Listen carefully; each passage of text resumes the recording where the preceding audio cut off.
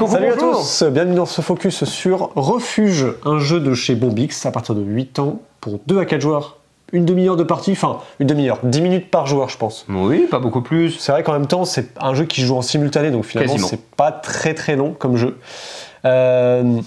Tu voulais rajouter des choses sur les auteurs et les illustrateurs? C'est un jeu de Gérald Catio, donc illustré par Sepio. Gérald Catio, c'est la personne qui est entre autres derrière Master World, derrière Stella de la gamme Dixit, très cool. Et également derrière l'éditeur Acturus qui a fait Flowers récemment. Nice. Voilà donc. C'est donc Bombix qui nous a édité ça et on les remercie d'ailleurs de nous avoir envoyé une boîte. Comme ça on peut vous en parler, on peut faire un focus sur Refuge. Refuge qui doit arriver normalement début décembre, première semaine de décembre me semble-t-il.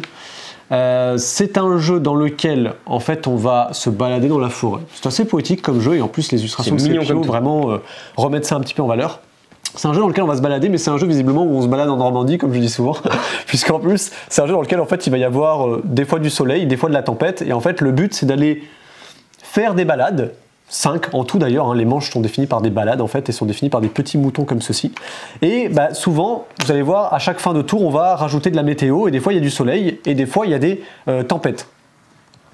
Le truc c'est que quand il y aura un certain nombre de tempêtes, ça va dépendre du nombre de joueurs, bah, en fait ça va mettre fin immédiatement à la balade et il va falloir rentrer très vite chez soi. Le problème c'est que si on a fait un trop long chemin et qu'on a beaucoup vagabonder dans la forêt, on risque de perdre beaucoup de points, à moins qu'on ait des petites chaussures comme ceci qui peuvent réduire la perte de points.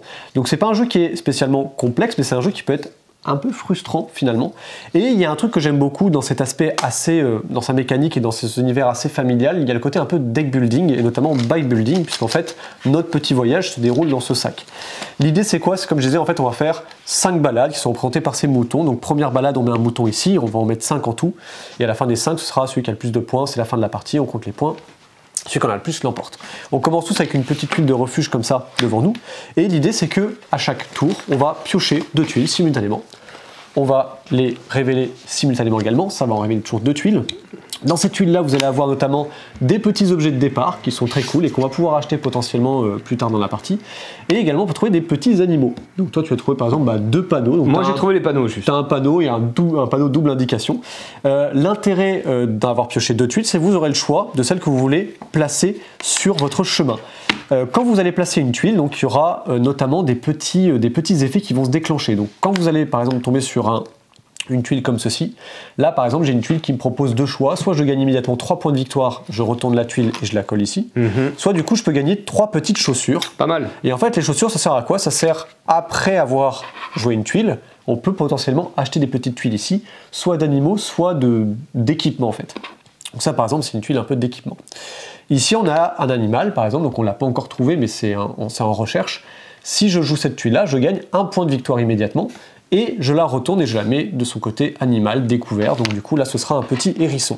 Vous voyez qu'il y a sous la tuile 2 pattes. Et en fait les pattes c'est des points de victoire que lorsque vous rentrerez à votre refuge. Donc l'idée c'est que si par exemple je prends le petit hérisson, j'ai gagné immédiatement 1 point que je vais mettre ici en tant que joueur bleu. Hop. Et je vais la coller dans ce sens-là.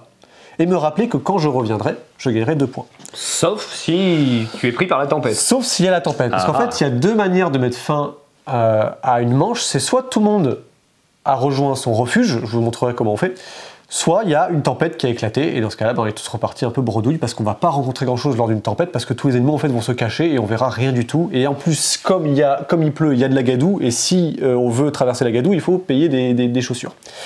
Donc l'idée, ça c'est un tour. La tuile que je n'ai pas utilisée, je la remets dans le sac, et je pourrai la repiocher plus tard.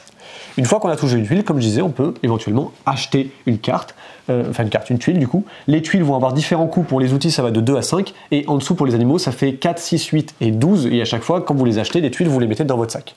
On recommence un tour, je vais piocher de nouveau 2 tuiles, Antoine aussi, on va regarder ce qui se passe, etc.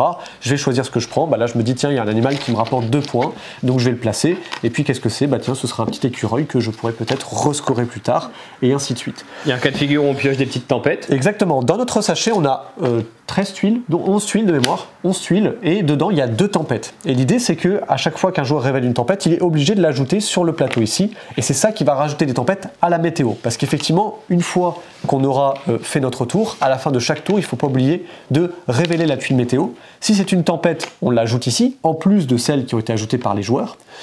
Et si jamais c'est un soleil, que j'avais tout à l'heure, voilà, comme ceci, on va le mettre ici. Donc c'est cool, il y a 4 soleils en tout ici, donc c'est plutôt pratique. On peut du coup espérer que le soleil soit plus propice à ce moment-là qu'une tempête par exemple. Si jamais on arrive, mettons, là on est 2 joueurs, si jamais on arrive à une tempête, alors je pense que je vais pouvoir y arriver, il va me manquer juste une tuile, je vais aller chercher une tuile à moi, hop, dans mon sac, voilà. Tu veux que je cherche au hasard? Parce que moi dès que je cherche au hasard, je tombe sur une tempête. Tu peux, ouais. Non, là je vous montre du coup la tuile, mettons si je la pioche, du coup je suis obligé de la mettre là, et c'est indiqué quand on est à 2 joueurs, ça s'arrête immédiatement ici. Donc là ça veut dire que là, la manche est terminée et je suis obligé de repartir. Là, il se trouve que j'avais 2 tuiles devant moi. Si j'en avais plus, en admettant que j'ai ce genre de tuiles, par exemple, hop, voilà. Là, malheureusement, je vais revenir en arrière, mais je vais revenir très vite. Et comme il y a l'orage, du coup, les animaux prennent peur et du coup, je ne peux pas les scorer. En revanche, si j'avais souhaité piocher mon refuge, j'expliquerai après comment on fait, et que je suis revenu au refuge, j'aurais pu les scorer. Là, je vous explique juste le cas de la tempête. Là, il y a une tempête qui éclate, donc du coup, je vais repartir en arrière. Je ne marque pas de points. Et pour chaque tuile de forêt, je vais perdre un point. Donc, pour compenser cette perte de points, si j'ai des petites chaussures, je peux les dépenser. Pour chaque forêt, je dépense une chaussure, et dans ce cas-là, je ne perds pas de points. En contrepartie, en plus, je pourrais même pas acheter. L'autre cas particulier, si on n'a pas de tempête, c'est que je peux décider, au début de mon tour, plutôt que de prendre 2 tuiles, de prendre juste mon refuge. J'ai une petite maison à l'intérieur de mon sac. Ça veut dire que je repars à la maison. Et donc, je vais scorer tous mes animaux qui ont des petites pattes comme ceci. Et donc là, je marquerai 3 points. Parce que j'ai décidé justement de ne pas continuer mon voyage, voyant que du coup, ça allait bientôt éclater et je préfère rentrer avant que ça éclate. Une fois que j'ai fait ça, du coup, mon refuge, après, il va être là. On va attendre que tout le monde ait fini la manche. Toutes mes tuiles vont partir dans mon sac. C'est là l'aspect un petit peu aussi bike building.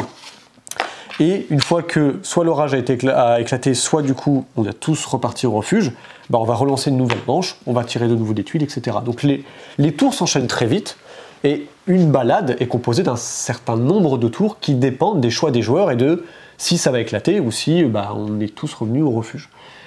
Ce qui est très bien fait dans le jeu, donc déjà en termes d'édition, l'iconographie est assez parlante. Oui. Les illustrations, on va pas se tromper. Comme je vous disais, en fait, ça redonne un aspect un peu poétique. C'est assez plaisant en fait de pouvoir profiter en fait du panorama qu'on fait. Il y avait ça un petit peu dans Kanagawa aussi que j'aimais beaucoup. Et il y a ce côté où quand on construit quelque chose, c'est très satisfaisant, oui. C'est vraiment très joli et très satisfaisant. Ce qui est très cool aussi dans la boîte, vous verrez, il y a 3 emplacements. Pourquoi? Parce qu'il y a plein de tuiles. Et en fait, dans les règles, Bombix vous propose de faire différents types de voyages. Il y en a un qui est plutôt dans la forêt, d'autres qui sont plutôt comme ça, donc assez variés en termes de découverte, et un autre qui va être plutôt pour les montagnards en fait. Donc vous avez des équipements qui sont liés à la montagne. Et après, Bombix vous propose également de constituer vous-même votre propre équipement en respectant la règle que c'est toujours 4 tuiles d'un même type, d'une valeur de 3, 4, 5, et pour les animaux, 4, 6, 8, 12. C'est tout. Une fois que vous avez fait ça, après le jeu il se déroule tout seul. En vrai, ça c'est méga frustrant. Enfin, ça dépend des parties en fait. Ouais. Il y a des parties où on a le temps de faire une immense balade. C'est ça. On accumule les soleils, tout va bien. Ouais. Il y a des parties où, comme la dernière qu'on a faite, c'est pour ça qu'on l'a encore en tête, moi systématiquement je tirais des éclairs.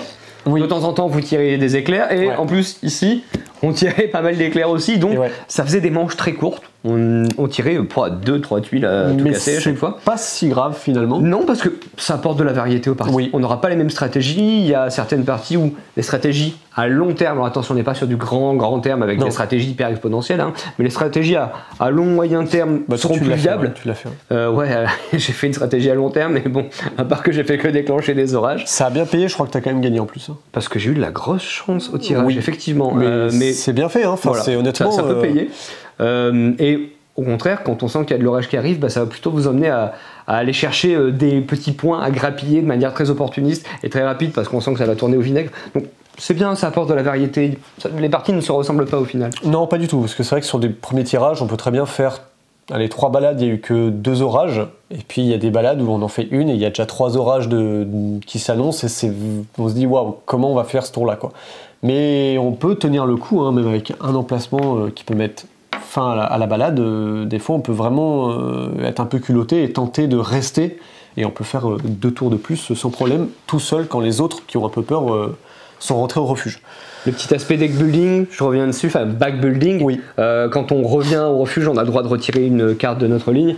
Donc on va pouvoir un petit peu épurer, enlever les cartes de départ qui sont un peu moins intéressantes. Attention, là aussi, on n'est pas sur de la stratégie long-termiste. On n'est pas comme dans certains jeux, vous pouvez carrément virer votre main de départ et avoir uniquement des tuiles améliorées. Non, vous devrez toujours composer avec vos tuiles de départ. Et au petit bonheur la chance, je vais arriver à enchaîner 2-3 tuiles améliorées, mais pas beaucoup plus. Mais déjà, ça crée des événements, ça permet d'aller acheter des petites choses en plus, ça permet de faire des petits sprints sur le plateau de points de victoire. Donc il se passe quand même un certain nombre de choses avec peu d'éléments finalement. Oui, parce qu'au final, vu qu'il n'y a que 5 manches et qu'on peut retourner au refuge jusqu'à 5 fois, on pourra retirer jusqu'à 5 de ces tuiles. Donc c'est effectivement, on n'est pas sur une stratégie importante d'un-deck bag building. Mais ça peut avoir son intérêt quand vous vous dites j'ai acheté 2 bonnes tuiles, là j'ai vraiment envie de virer cette tuile là qui me sert à rien, ça me fait gagner une botte, j'ai acheté des tuiles qui me rapportent 5. Donc c'est bien de tirer un peu les probas de votre côté en fait. C'est un jeu familial hein, de toute manière à partir de 8 Exactement. ans, donc l'idée en fait c'est un peu de découvrir le backbuilding en famille, il y a un petit côté prise de risque qui marche très très bien, se faire ces petites stratégies puis espérer qu'elles fonctionnent.